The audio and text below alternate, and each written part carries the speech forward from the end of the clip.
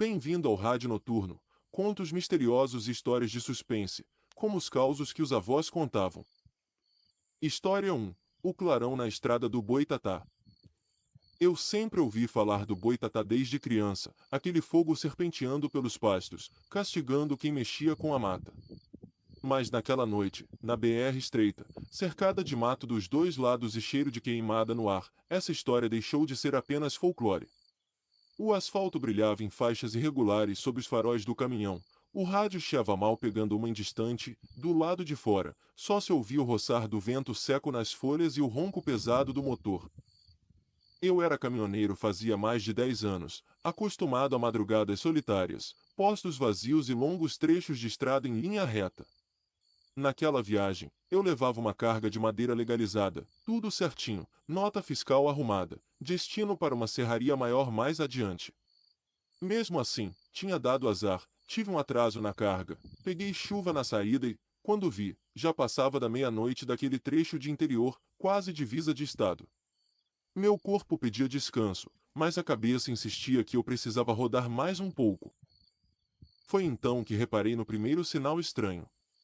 No horizonte, lá na frente, um clarão alaranjado começou a pulsar por trás das árvores, como se alguém acendesse e apagasse holofotes invisíveis no meio do mato. Não era farol de carro, tampouco luz de cidade, era um brilho irregular, como de fogo dançando pesado no ar. Minha avó teria dito na hora: "Olha o Boitatá, menino. Quem desrespeita a floresta sempre encontra ele na estrada." Eu ri sozinho, mas senti a pele dos braços arrepiar por baixo da camisa. À medida que eu avançava, as luzes pareciam se mover junto, num ritmo que não combinava com queimadas comuns. O cheiro de fumaça ficou mais forte, um odor de galho verde queimando, misturado com alguma coisa azeda, talvez óleo ou gasolina. Diminuí a velocidade, apertando o volante, e percebi outra coisa me incomodando: não vinha nenhum carro no sentido contrário fazia muito tempo. A estrada, que de dia tinha caminhões, ônibus e carros de passeio, estava silenciosa e vazia demais para aquela hora. O rádio começou a perder o sinal de vez, ficando o sol chiado e, de vez em quando, um estalo seco nos alto-falantes, como se alguém batesse o dedo bem perto do microfone. Passei a girar o dial em busca de qualquer voz humana, qualquer futebol atrasado, música sertaneja, pastor à madrugada, mas nada segurava o sinal. Sol chiado, e por trás dele, juro que parecia ouvir um zumbido grave, ritmado, como se fosse um canto abafado vindo de muito longe. Quando finalmente cheguei perto do ponto do clarão, reduzi quase até parar. Do lado direito da estrada, uma entrada de terra cortava o mato e sumia para dentro, e era dali que vinha a luz intensa, subindo e descendo contra o céu, projetando sombras retorcidas das árvores. Não parecia fogo espalhado, parecia concentrado, como se alguém tivesse reunido pneus, galhos e alguma coisa mais e tacado fogo num só lugar. Pelo reflexo no retrovisor, vi que a estrada atrás de mim continuava completamente escura. Pensei em seguir, fingir que não vi nada, mas foi aí que notei o segundo sinal. Um farol apareceu lá atrás, muito distante, pequeno, mas vindo na mesma pista que eu. Até aí, normal. O estranho foi a maneira como a luz cresceu rápido demais, como se o veículo tivesse surgido do nada. Em poucos segundos, já dava para ver o facho dos faróis recortando o mato e se aproximando numa velocidade absurda. Instintivamente, joguei o caminhão mais para a direita, sentindo o pneu quase roçar o acostamento de terra. O carro atrás de mim se aproximou, mas não me ultrapassou. Em vez disso, manteve uma distância curta demais, colado, com o farol alto direto no retrovisor. A luz me cegava, batendo nos espelhos e entrando na cabine. Pisquei a seta para a direita, sinalizando que ele podia ultrapassar, mas nada. Ele continuava ali, numa perseguição silenciosa, motor escondido pelo barulho do meu caminhão. O clarão do lado de fora, vindo da estrada de terra, parecia agora mais forte, como se respondesse à presença daquele carro grudado em mim. Meu coração começou a bater mais rápido. O suor escorria pela nuca, apesar do ar gelado vindo do painel. Lembrei de conversas em postos, boatos de quadrilhas que interceptavam caminhões de madeira naquela região, de gente que fazia vista grossa para desmatamento e não gostava de concorrência certinha. A lenda do boitatá, que queimava quem mexia com mata, ganhou outro peso na minha cabeça. E se, naquela noite, o castigo tivesse forma humana? Resolvi não entrar em pânico. Mantive a velocidade constante, evitando freadas bruscas. Encostei a mão no celular, que ficava preso numa base, e percebi que o sinal tinha sumido completamente. Sem internet, sem ligação. Apertei os lábios e voltei a olhar para frente. Uns metros adiante, vi uma pequena placa sinalizando um acostamento mais largo, quase um recuo de parada. Na mesma hora que pensei em parar ali para ver se o carro passava, o clarão à direita explodiu mais forte, como se alguém tivesse jogado gasolina de uma vez. Foi nesse momento que ouvi, pela primeira vez, o som. Um estalo alto, como madeira rachando sob pressão, veio de dentro do mato. Depois, gritos abafados de homens. Não dava para entender as palavras, mas o tom era urgente, raivoso, cheio de xingamentos cortados pelo vento. O carro atrás de mim piscou o farol, uma, duas, três vezes, como se estivesse me dando um sinal. Eu não sabia se aquilo era aviso ou ameaça, e essa dúvida foi pior que qualquer grito. Passei reto pelo recuo. Não tive coragem de parar no meio daquele cenário. Fogo suspeito num terreno de terra, carro colado atrás, nenhum outro veículo na pista, rádio mudo e celular morto. Segundos depois, ouvi um barulho diferente no asfalto, como se pneus tivessem levantado poeira no acostamento. O carro atrás de mim se afastou um pouco, como se estivesse reduzindo. De canto de olho, vi a luz dele se mover para a direita, entrando justamente na estradinha de terra do clarão. Partiu um alívio curto, mas não durou. Pouco depois, espiei pelo retrovisor central e vi outra coisa. Além das chamas dançando entre as árvores, havia sombras de gente correndo, 4, 5 figuras no meio da fumaça. O carro que me seguia apagou os faróis por alguns segundos, e o clarão foi a única luz, pintando a carroceria branca do veículo com um brilho ameaçador. Só então percebi, ele não estava me perseguindo. Talvez estivesse tentando me tirar dali. Com o coração disparado, continuei acelerando, mas não pude evitar ficar olhando o retrovisor por mais alguns segundos. Veículos de carga menores, talvez caminhonetes, pareciam estacionados mais para dentro, próximos à fogueira. As sombras se agitavam, ouvi sons abafados de algo batendo em metal, gritos mais altos, um estampido seco que podia ser qualquer coisa, madeira rachando, ferramenta caindo ou tiro. A fumaça subia em redemoinhos grossos, serpenteando no ar como um fogo vivo, exatamente como nos causos do boitatá. Quando finalmente virei a curva e perdi o clarão de vista, pareceu que o mundo voltou ao normal. A estrada escureceu novamente, só iluminada pelos meus faróis. Alguns minutos depois, um caminhão apareceu no sentido contrário, depois um carro pequeno, como se a vida tivesse dado play outra vez. O sinal do rádio voltou aos poucos, primeiro um chiado, depois a voz de um locutor falando de uma partida de futebol já decidida horas antes. Respirei fundo, como se tivesse estado prendendo o ar todo aquele tempo. Dirigi mais uns 40 minutos até o primeiro posto aberto. Parei, desci cambaleando, pedi um café forte e perguntei ao frentista se ele tinha visto algum clarão de queimada naquela direção. Ele me olhou sério, secando as mãos num pano engordurado, e respondeu que, por ali, sempre tem fogo de gente que mexe com coisa errada na mata.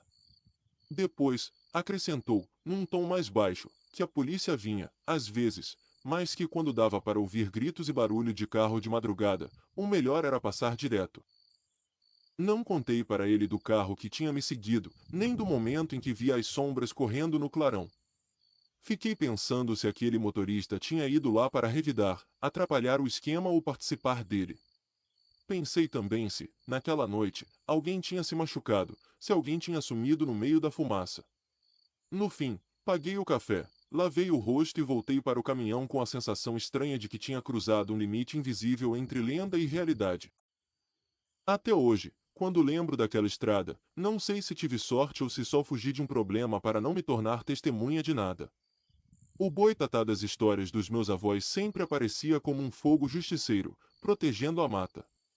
Naquela noite, o fogo que vi parecia mais proteger segredos humanos, negócios sujos e ameaças silenciosas. A diferença é que, com o boitatá, a gente sabe que é lenda. Com o que estava acontecendo ali, a parte mais assustadora é não saber, de verdade, quem estava queimando o que, e quem estava sendo queimado por quem. História 2: A madrugada do lobisomem no morro. Na vila onde eu cresci, todo mundo sabia apontar a rua do lobisomem. Era uma ladeira íngreme, calçamento velho, postes de luz fraca e muitos terrenos baldios com capim alto e lixo amontoado.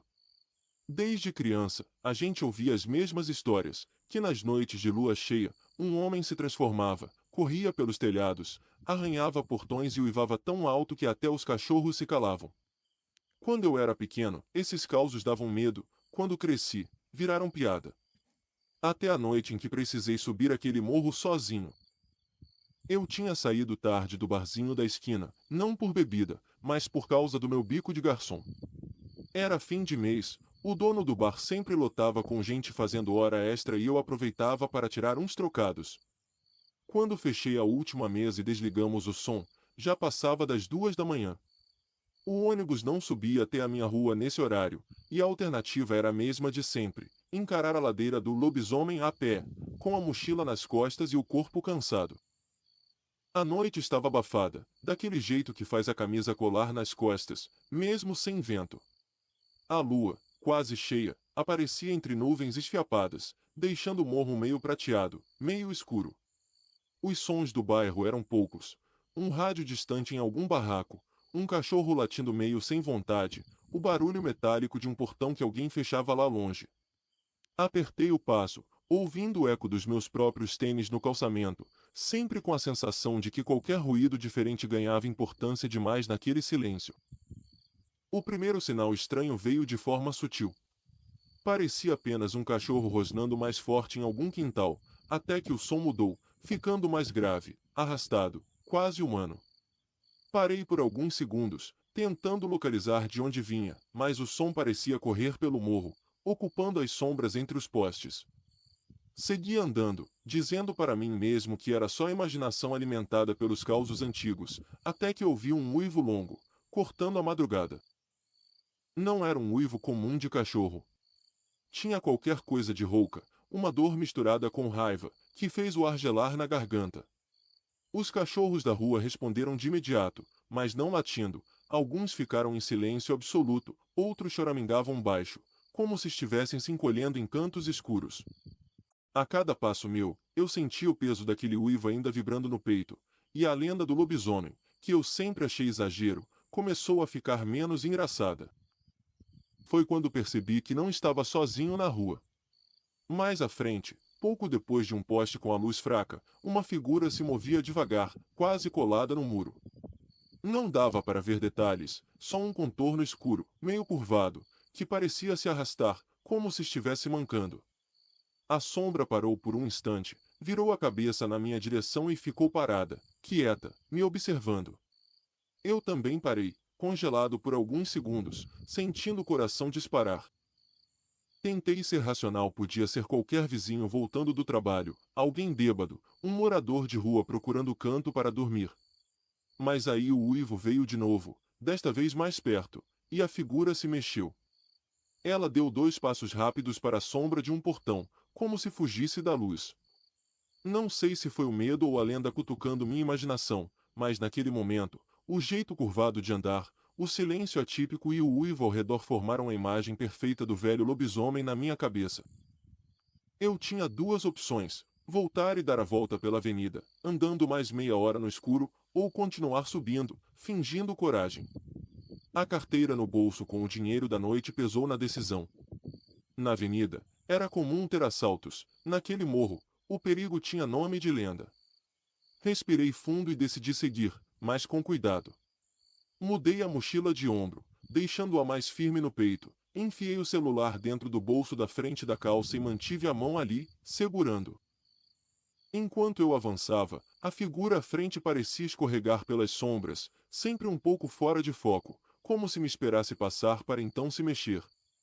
Não era uma perseguição aberta, era pior, era uma espécie de dança silenciosa em que cada passo meu era respondido por um deslocamento quase imperceptível do outro.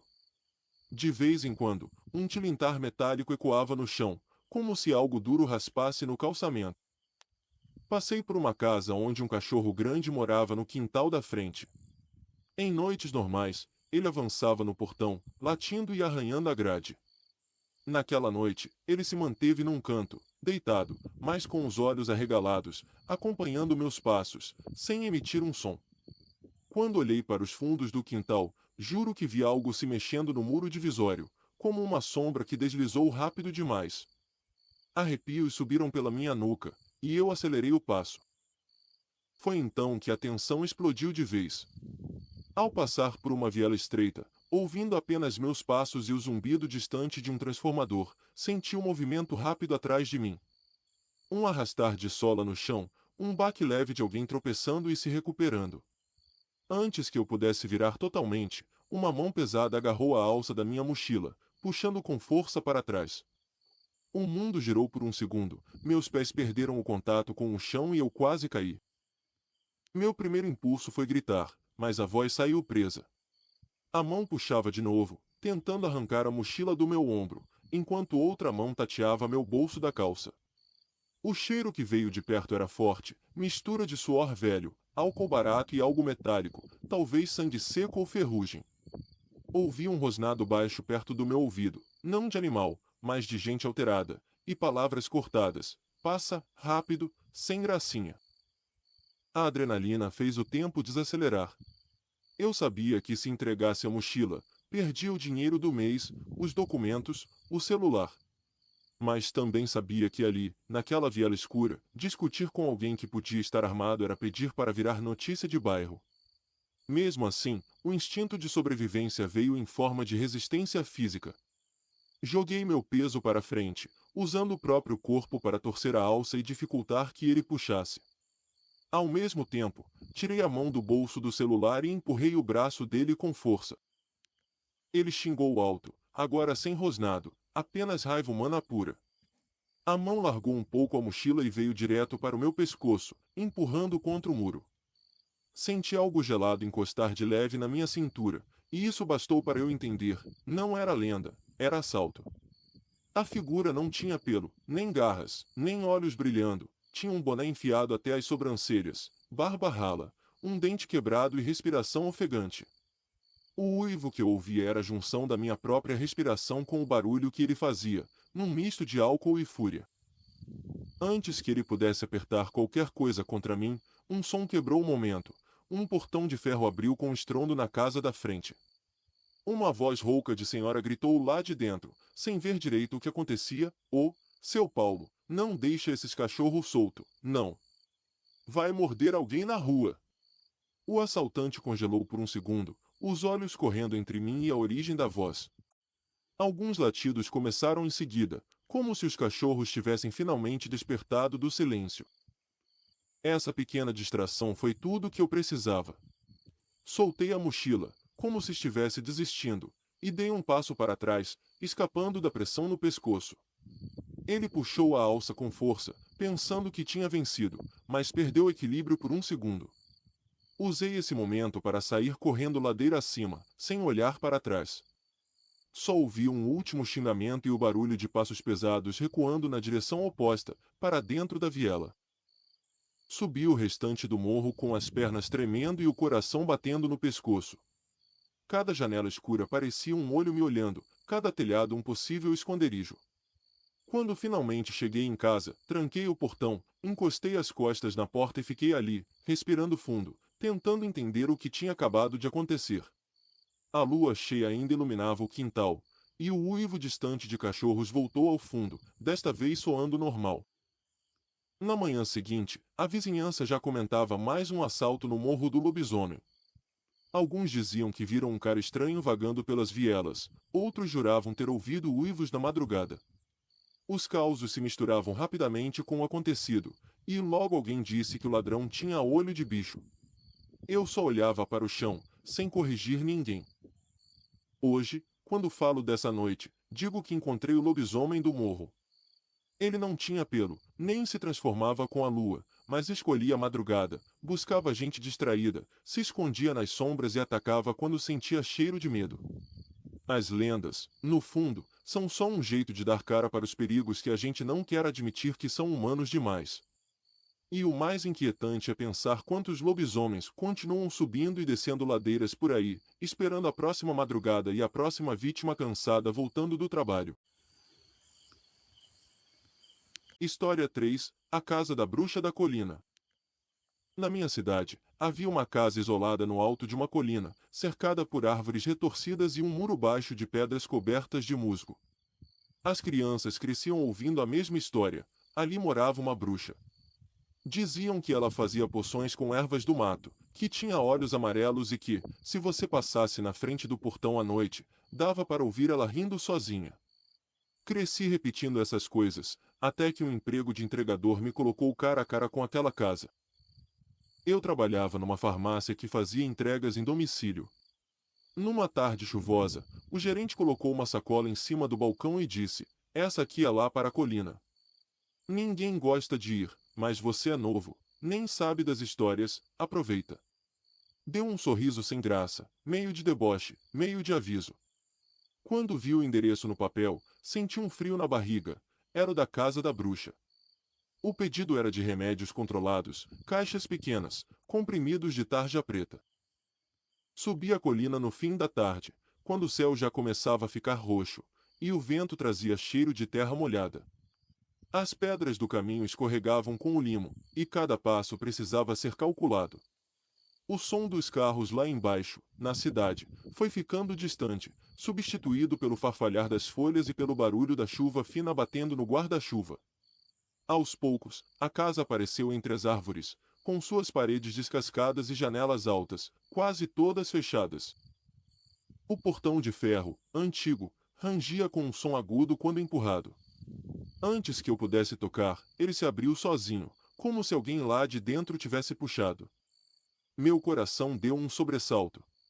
Uma senhora magra, de pele muito clara, cabelos presos num coque mal feito e um chale grosso nos ombros, me observava da varanda. Seus olhos não eram amarelos, mas havia algo de estranho neles, um brilho atento demais, como se analisasse cada movimento meu. Da farmácia, ela perguntou, com a voz rouca e baixa. Entreguei a sacola, tentando manter a mão firme, e pedi assinatura no comprovante. Ela segurou a caneta com dedos finos, quase ossudos e tremidos. Enquanto assinava, pude ver o interior da casa pela porta entreaberta, estantes cheios de frascos, potes de vidro com ervas secas, livros empilhados, um cheiro forte de remédio misturado com algum chá amargo. Na cozinha, mais ao fundo, uma chaleira pitava, e o som ecoava pela sala silenciosa. Quando ela terminou de assinar, segurou minha mão por um momento a mais do que o necessário, me olhando nos olhos. "Você é novo", disse, como se constatasse algo importante. "Tome cuidado voltando. Tem muita gente que sobe essa colina achando que sabe quem é bruxa por aqui." Sua frase ficou martelando na minha cabeça enquanto eu descia, sentindo a noite cair mais rápido do que o normal. Nos dias seguintes, outros entregadores começaram a me olhar diferente. Um deles contou baixinho que ninguém gostava de subir lá porque sumia gente naquela colina. Outro dizia que a velha mexia com coisa errada, que vivia recebendo gente estranha, carros parando escondido no pé da rua, entrando a pé até a casa. Alguns falavam de rituais, outros de tráfico de remédios. Enquanto os boatos cresciam, os pedidos dela na farmácia aumentavam também. Foi então que os sinais estranhos começaram. Em algumas noites, ao fechar a farmácia, eu vi um carro preto estacionado na esquina, motor desligado, vidros escuros, sempre o mesmo. Não acontecia nada, mas a presença constante incomodava. Um dos colegas comentou que já tinha visto aquele carro subindo a colina em hora improvável, quase sempre com dois homens dentro, sem pressa, sem falar com ninguém. Certo dia, cheguei para abrir a farmácia e encontrei a porta da frente com a fechadura arranhada, como se alguém tivesse tentado forçar. Não roubaram nada, não quebraram nada, só deixaram aquelas marcas metálicas no olho da fechadura, como um recado. O gerente chamou um chaveiro, fez boletim de ocorrência e ficou reclamando do aumento da criminalidade. Eu, no entanto, lembrava dos remédios controlados que a senhora comprava e dos carros discretos rondando a região. Uma noite, perto da hora de fechar, o telefone tocou. Atendi, e era a voz rouca da senhora da colina. Ela pediu mais uma entrega urgente, falando baixo, como se não quisesse ser ouvida. O gerente torceu o nariz, dizendo que já passava das 8 e que não tínhamos obrigação de subir aquela colina naquele horário, mas, no fim, sobrou para mim. Peguei a sacola, o comprovante e saí com a sensação de que alguma coisa estava fora do lugar. A subida, dessa vez, foi no escuro. Os postes da rua da colina estavam todos apagados, e só a luz do meu celular iluminava o caminho. Cada ruído do mato parecia mais alto, cada galho quebrado soava como passo. Lá embaixo, a cidade seguia com seus barulhos normais, lá em cima, era só eu, a noite e o vento cortando frio demais para a época do ano. Quando o contorno da casa surgiu, a primeira coisa que reparei foi na ausência de luz nas janelas. O portão, antes trancado, estava entreaberto. Empurrei devagar, o rangido se espalhando pela escuridão. Subi a pequena escada da varanda e bati na porta de madeira. Nenhuma resposta. Bati de novo, mais forte. Só então percebi um fiapo de luz vindo por baixo de uma porta lateral, que dava para a parte dos fundos da casa. Eu podia simplesmente deixar a sacola na maçaneta e ir embora, mas alguma coisa naquelas noites estranhas me empurrava para a frente. Dei a volta pela lateral, sentindo o cheiro de terra molhada misturado com algo mais, agridoce, talvez fumaça de ervas queimadas. Conforme me aproximei, percebi vozes baixas vindo de dentro, um diálogo apressado, tenso. Uma voz masculina, dura, reclamava, outra, mais suave, tentava argumentar. Encostei na parede, sem fazer barulho, e consegui ouvir pedaços soltos. A polícia já está de olho. Você prometeu que ninguém ia desconfiar, os remédios têm que continuar passando. Meu estômago gelou. Eu não acreditava mais em caldeirão e feitiço, mas naquilo eu acreditava, esquema com remédio, venda ilegal, gente desesperada atrás de lucro. A velha, a suposta bruxa, parecia estar no meio de um acordo que tinha passado em fim do ponto. Dei um passo para trás, e uma pedrinha rolou sob o meu pé, fazendo um barulhinho seco. As vozes cessaram instantaneamente. Em seguida, ouvi passos apressados vindo em direção à porta lateral. Pensei em correr, mas fiquei travado. A porta se abriu de supetão, e um homem bem mais novo que a velha apareceu, usando jaqueta escura e boné. Seus olhos, escuros, me varreram da cabeça aos pés em segundos. Ele viu a sacola da farmácia na minha mão, o uniforme com o logo bordado, o crachá. Por um instante eu vi no rosto dele um cálculo rápido, avaliar se eu era ameaça, testemunha, ou só um moleque no lugar errado. Antes que ele dissesse qualquer coisa, a senhora surgiu atrás dele, segurando o chale com força. Deixa, é só o menino da farmácia, ela falou, empurrando o homem de lado com mais coragem do que eu esperava. Eu pedi a entrega, lembra? A mão dela tremia, mas a voz estava firme. Ela se virou para mim e, com um olhar sério, completou, não precisa subir mais aqui à noite. Diga ao seu gerente que só farei pedidos para o horário comercial. Entreguei a sacola, com os dedos suando. O homem pegou o pacote, examinando o conteúdo rapidamente, e jogou sobre a mesa da cozinha que eu conseguia ver lá dentro. Havia outros frascos e caixas, algumas sem rótulo, algumas abertas. A imagem era clara demais para ser confundida com feitiços de lenda. Quando a velha trouxe o comprovante para eu pegar a assinatura, escreveu rápido demais, quase rabiscando, e me devolveu sem olhar o papel. Desci a colina em silêncio, sentindo a sensação incômoda de ter espiado algo que ninguém de fora deveria ver. No dia seguinte, cheguei cedo na farmácia e, antes de abrir, contei tudo ao gerente. Ele empalideceu, coçou a testa e pediu que eu não comentasse com mais ninguém. Disse que ia falar com a polícia na hora certa e, ao mesmo tempo, cortou discretamente as entregas para aquele endereço, alegando que não compensava. Algumas semanas depois, vi na televisão uma reportagem rápida sobre uma operação policial na minha cidade.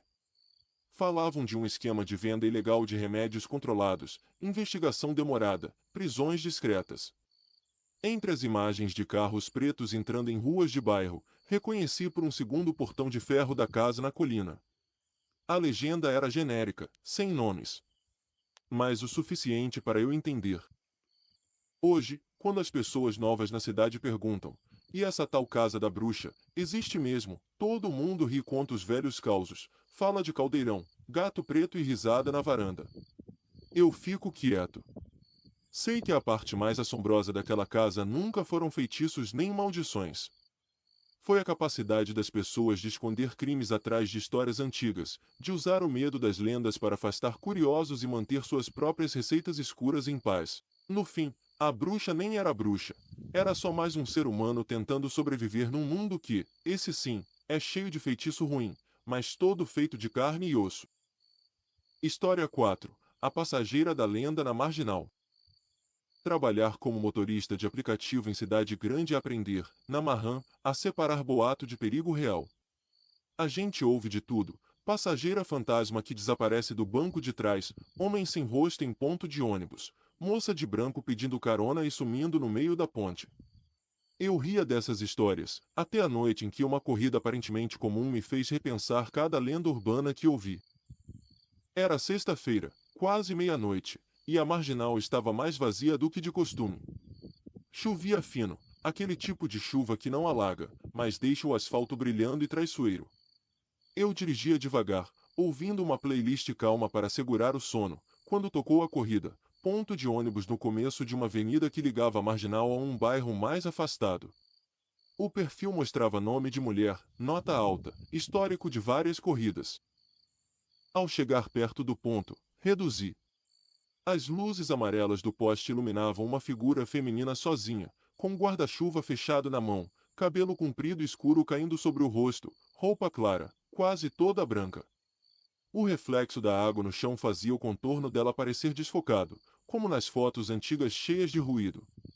Engoli seco por reflexo, lembrando sem querer de todas as moças de branco das histórias, mas encostei o carro na boa. Ela entrou calada, sentando no banco de trás, bem do lado oposto ao meu, perto da janela, como muitos passageiros fazem. O perfume que veio junto era suave, floral, mas tinha um fundo estranho, quase metálico. Eu dei boa noite, e ela respondeu num tom baixo e educado. Pediu para ir até uma rua estreita num bairro residencial, lá em cima da cidade. Nada demais. A voz dela parecia cansada, mas firme. Logo que peguei a avenida escura, notei o primeiro sinal de que algo não ia bem. Um carro, um sedã escuro, apareceu no retrovisor interno, mantendo uma distância estranhamente constante atrás de mim. A cada conversão, ele vinha junto. Se eu diminuía, ele diminuía. Se eu acelerava um pouco, ele acelerava também. Na cidade, isso poderia ser só coincidência de trajetos, mas tinha qualquer coisa na postura daquele motorista que me deixava em alerta. Olhei pelo retrovisor e percebi que minha passageira também acompanhava o carro com o olhar. Ela não se mexia muito, mas seus olhos seguiam o brilho dos faróis atrás de nós. A luz, refletida no rosto dela, mostrava uma expressão tensa, mandíbula travada. Fiz um comentário leve, tentando puxar assunto. Essa avenida a essa hora é estranha, né? Sempre me dá a sensação de filme. Ela demorou um tempo para responder, e quando respondeu, a voz veio um pouco trêmula. Você liga se a gente fizer um caminho diferente do app. Aquilo acendeu um alerta forte na minha cabeça. Caminho diferente podia significar coisa boa ou coisa muito ruim, alguém fugindo de algo, ou alguém tentando me levar para uma emboscada. Perguntei qual rota ela preferia, e ela apontou, pelo aplicativo, uma rua paralela mais movimentada, com bares e padarias 24 horas. Em teoria, era até mais segura para mim.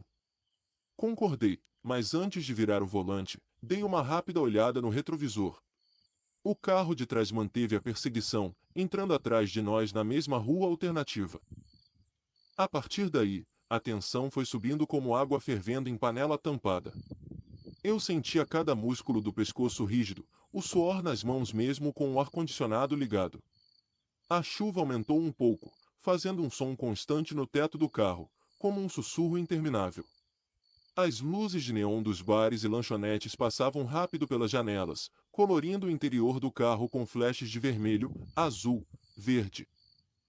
Em certo momento, parei num semáforo vermelho. O carro perseguidor parou bem atrás, tão perto que eu quase não via mais o capô dele, só os faróis. Com o reflexo na lataria, percebi que havia pelo menos 2 pessoas dentro. Senti um impulso de pegar o celular e fazer alguma foto discreta, mas qualquer movimento meu poderia ser percebido. Sem virar totalmente, falei em voz baixa, como se estivesse comentando do trânsito. A senhora conhece aquele carro? O silêncio que se seguiu foi pesado. Eu podia ouvir, atrás de mim, a respiração dela. Finalmente, ela disse, quase num sussurro, acho que sim. Se for quem eu estou pensando, eles não param de me seguir. Aquela frase mudou tudo. As lendas de passageira fantasma sumiram da minha mente. O que eu tinha ali não era um espírito sem descanso, era alguém em perigo real, de carne e osso, dentro do meu carro. O sinal abriu, e eu precisei decidir rápido. Podia continuar no caminho comum e ver onde aquilo ia dar, ou podia tentar quebrar o padrão. Em poucos segundos, pensei em todas as notícias que já tinha lido sobre mulheres perseguidas por ex-companheiros, sobre carros rondando, sobre violência que começa com só uma conversa. Virei bruscamente à esquerda, numa rua de mão dupla, entrando sem pisar na seta. O carro atrás demorou um segundo para reagir, mas entrou logo em seguida. A rua que escolhi tinha uma vantagem. A 2 quadras dali, havia uma base da polícia militar, pequena, mas sempre com viaturas paradas na porta. Eu ia arriscar chegar até ali. Avisei a passageira em voz baixa. Vou parar perto de um lugar movimentado e você desce rápido, tá? Se alguém vier falar, entra direto. Ela sentiu, as mãos apertadas na bolsa. Conforme nos aproximávamos, pude ver a placa luminosa da base policial despontando no final da rua. O carro perseguidor continuava colado, mas me parecia um pouco mais cauteloso, talvez percebendo as viaturas. Quando faltavam uns 50 metros, diminuí a velocidade e joguei o carro mais para a direita, encostando quase na calçada, bem em frente à base. Antes de parar completamente, falei rápido, agora. Desce. Ela abriu a porta no movimento só e saiu quase correndo. O que aconteceu em seguida foi rápido e caótico. 2 policiais que estavam na porta se viraram na hora ao ver uma mulher sair correndo de um carro em movimento, acenando com a mão e falando algo desesperada. O carro que nos seguia freou também, alguns metros atrás, como se estivesse decidindo entre continuar ou recuar. Um dos policiais levou a mão à arma, outro caminhou rapidamente na direção do carro perseguidor, fazendo sinal para encostar. Eu fiquei parado, sem saber se podia ir embora ou se seria testemunha de alguma coisa. Pelos reflexos nos retrovisores, vi o motorista do carro perseguidor hesitar, engatar a marcha ré e, num gesto brusco, dar meia volta na rua, cantando o pneu. Os policiais reagiram tarde demais para impedir a fuga, mas anotaram a placa. Minha passageira, agora mais perto da base, conversava rápido com outro policial, mostrando algo no celular. Minutos depois, um dos PMs veio até mim, pediu documentos e perguntou se eu sabia o motivo da perseguição. Contei a versão da estrada, percebi o carro seguindo, ela pediu caminho diferente, ficou com medo, pedi para descer ali. Ele ouviu tudo com atenção e, antes de me liberar, disse apenas, você fez certo de trazer ela para cá. Às vezes, o que começa como lenda de mulher estranha na avenida é só alguém fugindo de um covarde qualquer. Fui liberado e segui a noite de trabalho, mas com a cabeça longe. Fiquei pensando em como, se eu contasse essa história sem detalhes, ela poderia facilmente virar mais uma passageira misteriosa de grupo de WhatsApp. Gente diria que ela sumiu quando saiu do carro, que o carro perseguidor era do além, que o perfume metálico era sinal de espírito. Mas eu sabia a parte que não vira postagem viral, um boletim de ocorrência, provavelmente uma medida protetiva, uma vida real em risco. Até hoje, quando passo naquela avenida vazia nas noites de chuva, olho para os pontos de ônibus e vejo figuras solitárias esperando. Algumas usam branco, outras estão de preto, algumas com guarda-chuva, outras abraçadas nos próprios braços. Às vezes, a gente só quer acreditar na versão assombrada da história porque é mais fácil lidar com fantasmas do que admitir quantos monstros de verdade circulam de carro por aí, prontos para transformar qualquer lenda em notícia de jornal. História 5: O Homem do Saco no Estacionamento. A lenda do Homem do Saco sempre foi usada para assustar criança. Se não se comportar, o Homem do Saco leva. Cresci ouvindo isso, vendo desenhos que faziam piada, achando tudo exagero. Anos depois, já adulto e pai de um menino de 5 anos, descobri que o mais perturbador dessa história nunca foi o saco em si, mas a facilidade com que a gente projeta medo em quem aparece no lugar errado, na hora errada. Era um sábado à noite, e eu tinha prometido ao meu filho que o levaria ao shopping para ver a decoração de alguma data especial. O estacionamento era grande, dividido em setores com letras e cores. Estacionamos no subsolo, setor azul, perto de uma coluna com o símbolo de carrinho de bebê. O barulho de carros entrando e saindo fazia eco lá embaixo, misturado ao som distante de música vindo da praça de alimentação. Entramos no shopping. Passamos mais de 2 horas entre lojas, fila de brinquedos e uma ida rápida à praça de alimentação. Quando saímos, já passava das 10. Meu filho bocejava, abraçado ao boneco que tinha ganhado. O movimento começava a diminuir, e a maioria das famílias descia ao mesmo tempo para o subsolo. Pegamos o elevador e, assim que as portas se abriram, um cheiro de gasolina e borracha queimada invadiu o nariz. O estacionamento estava mais vazio, as luzes brancas refletindo no chão de cimento, criando manchas de sombra entre os carros. Enquanto caminhávamos até o nosso, notei uma figura andando mais à frente, entre duas fileiras de veículos. Um homem de boné, barba por fazer, calça surrada e uma jaqueta que parecia ter vivido muitos invernos. Nas costas, pendurado por uma alça improvisada, ele carregava um saco grande, de lona escura, pesado o suficiente para fazê-lo pender um pouco para o lado. Meu filho apertou minha mão na mesma hora. Pai, olhe o homem do saco, sussurrou, com uma mistura de medo e fascínio. O coração deu um pequeno salto no peito, não pelas palavras, mas pelo jeito como a imagem encaixava perfeitamente na frase que algum adulto qualquer já tinha usado um dia para assustar criança. A figura andava devagar, olhando de um lado para o outro, como quem procura algo específico no meio dos carros. A princípio, pensei que fosse um funcionário do shopping, talvez fazendo ronda, recolhendo lixo, alguma coisa assim.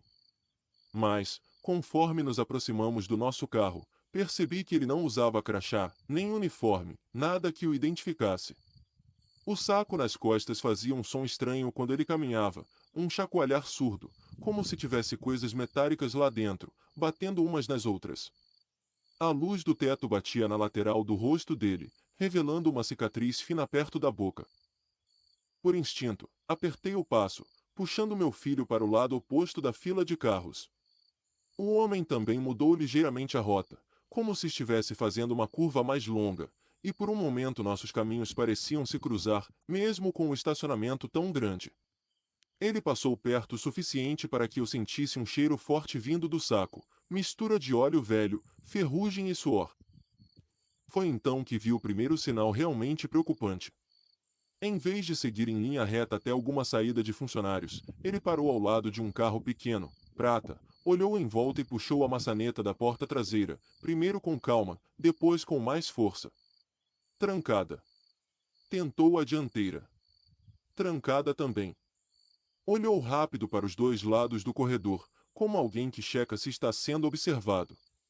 Meu corpo inteiro entrou em alerta.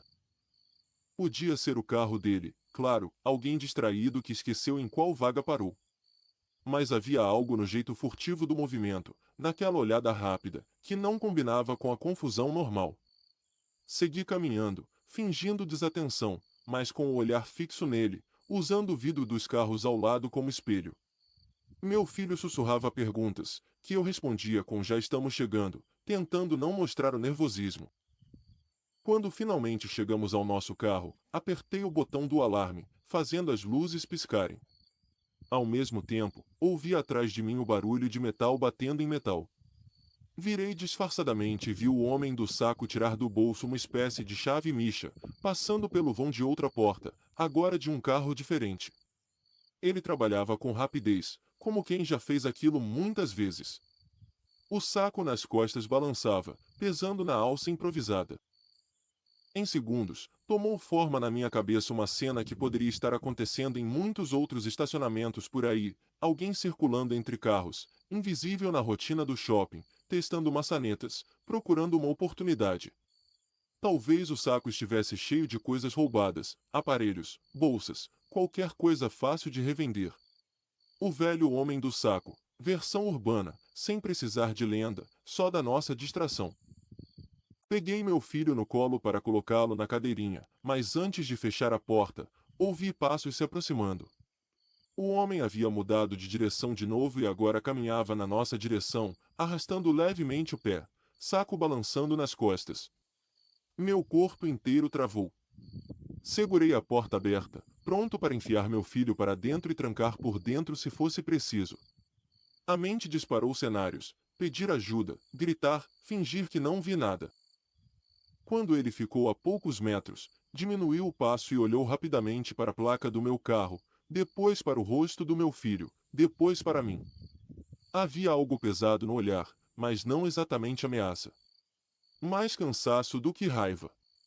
Ele pigarreou, como quem ia dizer alguma coisa, e naquele segundo eu senti a mão tremer, tentando decidir se fechava a porta na cara dele ou ouvia. "Você sabe se por aqui tem saída para funcionário?" perguntou, enfim, com a voz rouca, arranhada de tanto cigarro. O som que vinha do saco parecia tilintar baixinho, como ferramentas velhas. Me mandaram por baixo, mas esse shopping é um labirinto. O cérebro demorou 1 ou 2 segundos para processar a pergunta simples depois de tanto medo. Eu apontei, ainda desconfiado, para o fundo do estacionamento, onde eu lembrava de ter visto uma porta cinza com placa de somente funcionários. Ele agradeceu com um gesto seco de cabeça e seguiu na direção indicada, mancando levemente. Mesmo assim, meu instinto não relaxou totalmente. Vi, pelo reflexo nos vidros dos carros, que ele ainda olhava para algumas placas, prestava atenção demais nos detalhes. Nada impedia que ele fosse um funcionário e, ao mesmo tempo, roubasse um ou outro carro nas horas vagas. Antes de ligar o carro, fiquei alguns segundos em silêncio, ouvindo só o barulho do sistema de ventilação. Meu filho, preso na cadeirinha, me olhava curioso. "Pai, ele era o homem do saco?" perguntou, sério. Respondi que não, que era só alguém trabalhando, provavelmente cansado, talvez carregando coisas da manutenção. Em parte, eu acreditava nisso. Em parte, eu só não queria que meu filho colocasse um rosto real demais na lenda que sempre ouviu. Na saída do estacionamento, vi, de relance, um segurança caminhando com o rádio na mão, olhando para os carros. Pensei em parar e contar o que tinha visto: o homem testando maçanetas, a chave micha improvisada, o saco cheio de metal. Pensei também em como as coisas poderiam virar contra alguém que talvez estivesse só remendando a vida, catando sucata, consertando o que o shopping jogava fora. Ou talvez não. Talvez eu tivesse deixado passar um ladrão experiente, que naquela noite levaria mais um carro sem que ninguém percebesse. Dirigi para casa com essa dúvida rodando na cabeça como roda de carrinho em piso de supermercado. A lenda do homem do saco era simples demais: ou ele era o vilão que levava crianças, ou não existia. A realidade, não. Ela se faz de zonas cinzentas, de caras cansadas em estacionamentos vazios, de sacos pesados que podem conter tanto ferramentas honestas quanto coisas que não deviam estar ali. Quando meu filho, já quase dormindo na cadeirinha, repetiu baixinho: "O homem do saco não existe, né, pai?" Eu só respondi: "Existem pessoas, filho. Umas boas, outras perigosas. O importante é a gente prestar atenção." Ele pareceu satisfeito e fechou os olhos. Eu, por outro lado, segui a noite inteira pensando em quantas histórias a gente reduz a um monstro com um saco nas costas, só para não encarar o fato mais inquietante de todos.